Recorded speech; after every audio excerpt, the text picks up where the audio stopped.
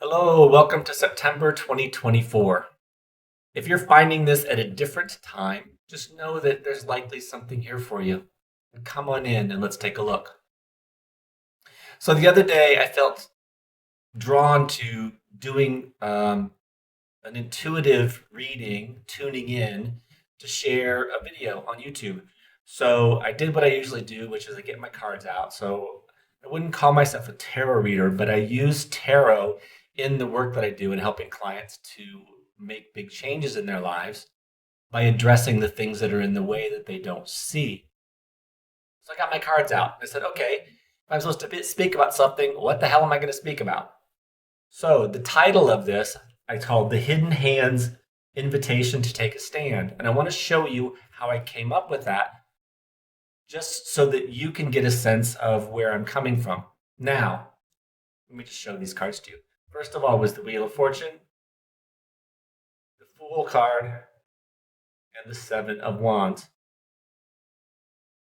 Now, before we jump in, here's what I'm going to invite you to do as you listen to me to make the best use of this time for yourself. So, the context of something is really important. Context here is that the work that I do is that I'm an intuitive. I tune into information that's given to me to assist the person that I'm working with. Assist them with what? With helping to see something which is in their way that they don't see and offer them a way to approach it, to look at it, to deal with it, to relate to it, which will free them from that thing that they don't see that is preventing them from moving forward in their life to expanding into greater potential and unlimitedness in their lives. So I'm going to invite you to take in what I'm going to share with you today in that context and just see, hear, feel, experience whatever you do based on what I'm saying and listen to yourself. Notice your own responses. Oh, that really fits. Ugh.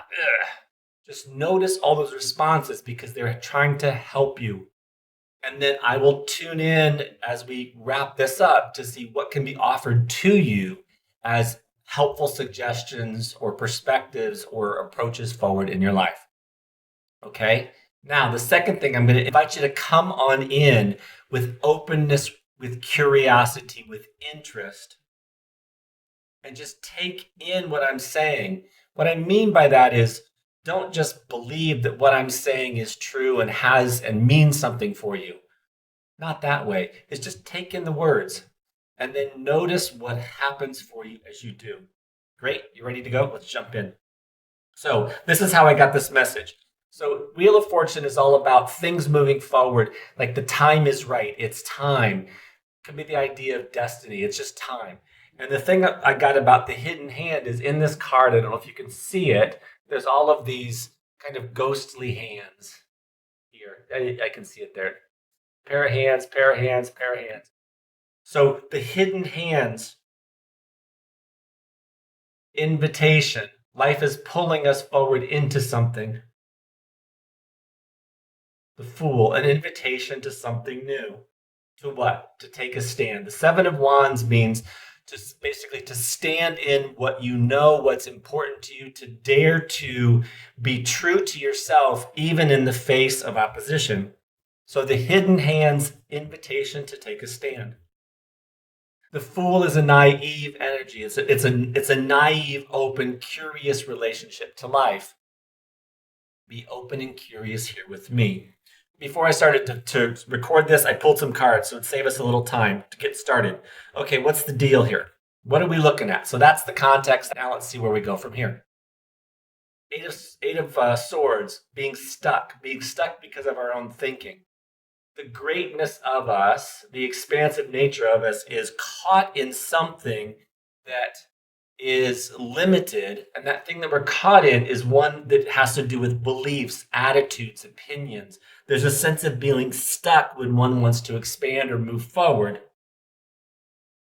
But at the same time, life feels like it's moving forward. I feel stuck but somehow either life around me feels like it's moving forward, moving on, or I'm feeling the urge or the momentum to want to move on. So as things are moving on, or I think they should be moving on, I'm feeling stuck. Now, what's got us to that position, to that situation? Some kind of, this could be something that you heard from outside of you. This could be something in you, the King of Wands. So the King of Wands is that very expressive, inspired, confident sense of oneself and of what's possible. There can be this real fiery momentum. So one may have experienced that. This could be, let's say, some insight, and this could be an insight that happened a long time ago, months, years ago. Maybe it's been something you've been working on at this point. And now you've gotten to this place where it's like, okay, it's time to move on. Things need to be moving on. But yet I'm feeling stuck. I'm feeling trapped. So then what's there to focus on? Creating safety, security, and stability for yourself. So as life is trying to lift you off the ground in some way, shape, or form. So as you're hearing these words, again, just notice what's in here for you. I'm not out here telling you what's true. I'm trying to help you to discover something inside of yourself. So just see if what I'm saying sparks something in you, if it touches something. There's something that's drawing me forward or pushing me forward. It maybe has in the past, and I don't feel it now. Or maybe I do feel it now, but I feel stuck and feel like I should be moving, but I'm not. So this is now speaking to me about it. It's like two different sides of the same coin in a way. So the need to create safety, security to stability, because in order to lift off, one has to feel confident riding on this, you see. And we may not feel confident, stable, secure, safe. Okay, that's one reading of this card. The other reading is trying to hold on to safety and security and stability when life is trying to lift you off. I'm not sure what's going to happen. What if I do this? If I do this, what's going this kind of thing, right? We bring up the fear of letting go, the fear of change. So one or the other or both of those might be happening for you. And then the what to do about it is we're here with the Fool again. So different deck, right? Different deck, but it's the Fool again. Is that we must learn how to approach the situation you're having right now. So whether it's, I'm afraid of what's going to happen. I'm afraid of losing these things that I have. I don't know how to create that thing in the future. There's some sense that wherever I'm at right now, if I look at what I feel like I'm leaving behind or what I'm moving on from, there's that sense of I'm going to lose something important, or I don't know how to do this, or what if I regret it? These kind of things, looking back. But then there's the looking forward, and it's like, but I don't, but I'm not. It's not quite solid yet. I'm not sure. So there's that sense of being in the middle, the experience of being stuck, but also being pushed or pulled forward, wanting to leave, but afraid to, wanting to go this way, but afraid to. You see, it's a real kind of the sense of, what the F do I do here? And what the Fool is telling me here, because this is the beginning of the beginning of a new adventure or phase, which is, you could say that's where this point, that sort of reflects this point. I'm not sure, but is to relate to the situation you're having right now. Differently.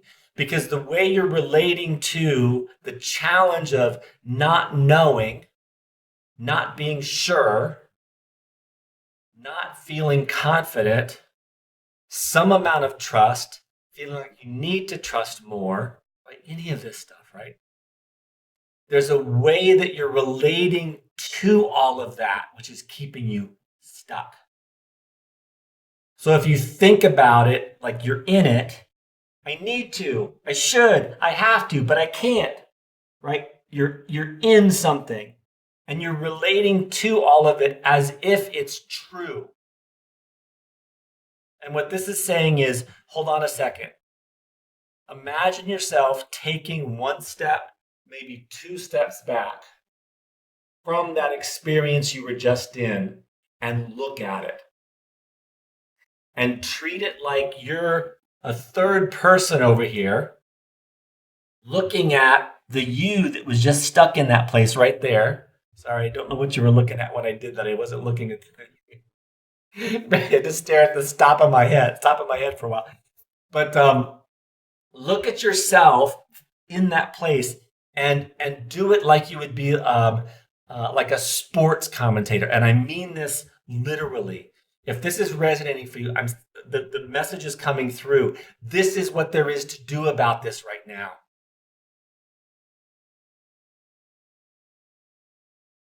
Is imagine you're taking two steps back from that you that's caught in this bind. And pretend that you're like a commentator and literally speak out loud or write it down. She is thinking this. She's thinking that because she's thinking this, that something's wrong, that she needs to change this. She's afraid that if she does this, this other thing might happen. And when she thinks that when she thinks that thought, which is, if I do this, this is going to happen. She's thinking that if I do this, then this is going to happen, or I'm afraid this is going to happen. And then when she thinks that thought and has this fear, this happens. Emotionally, it gives her whatever. Comment on what you see as the commentator of what's going on for you when you're caught up in it. And you see how I went, like with that last thing, I went 2 steps with it. Go, a couple steps into this. When she tries to do this happens. And when this happens, when she's trying to do this, then she does this. And then when she does this, she feels this about herself. See what I mean?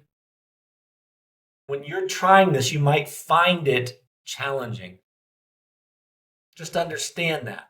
If you're not used to seeing yourself with a bit of objectivity, which is the golden key most of the time, it doesn't necessarily solve the whole problem, but you'll be surprised how often that golden key of just taking a step back and looking at it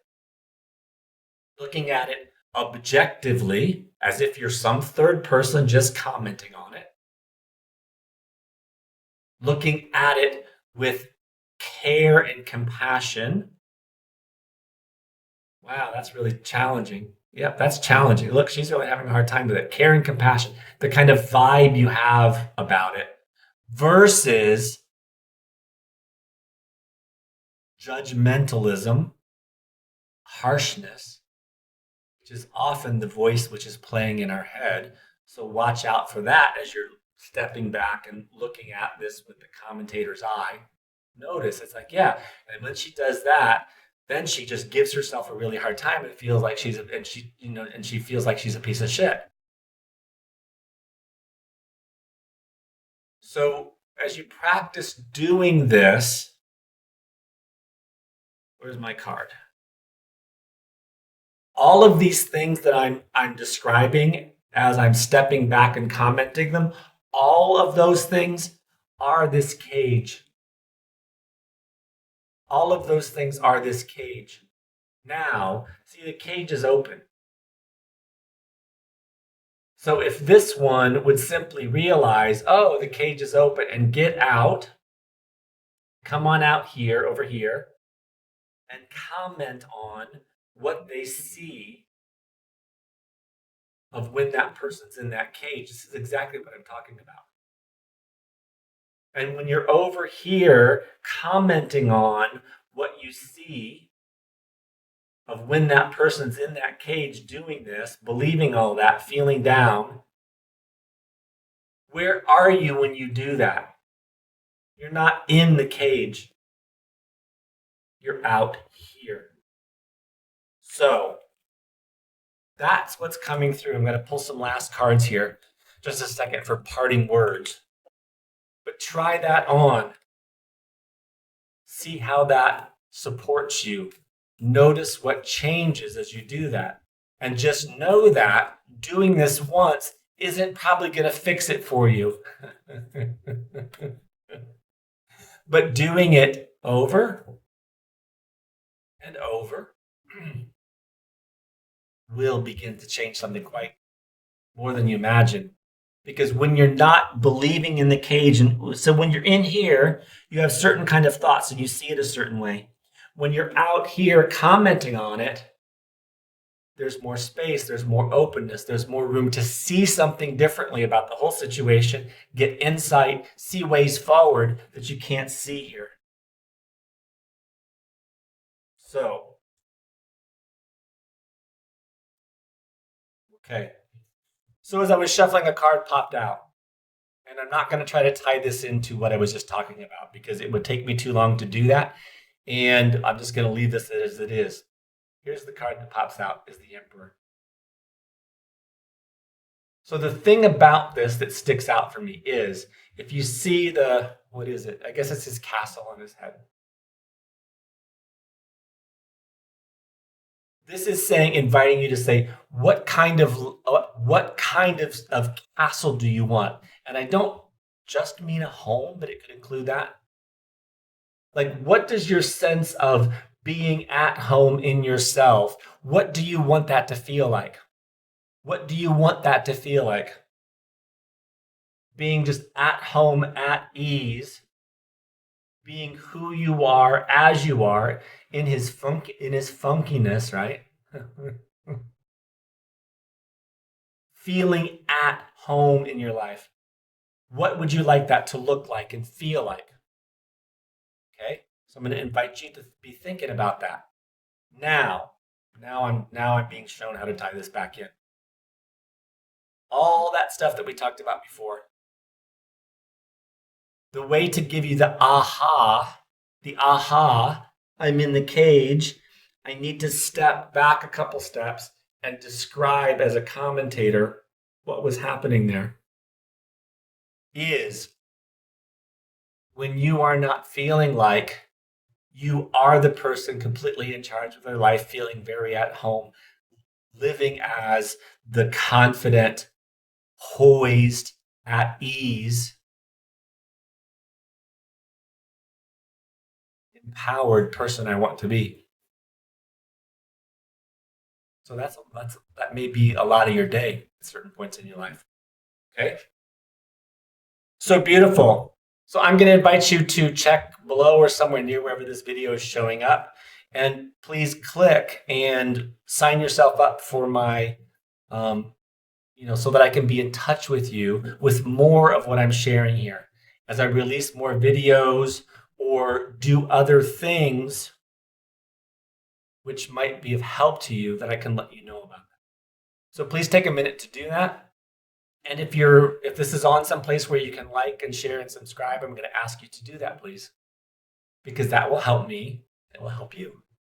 Beautiful. So thanks for stopping in. I wish you the best this September.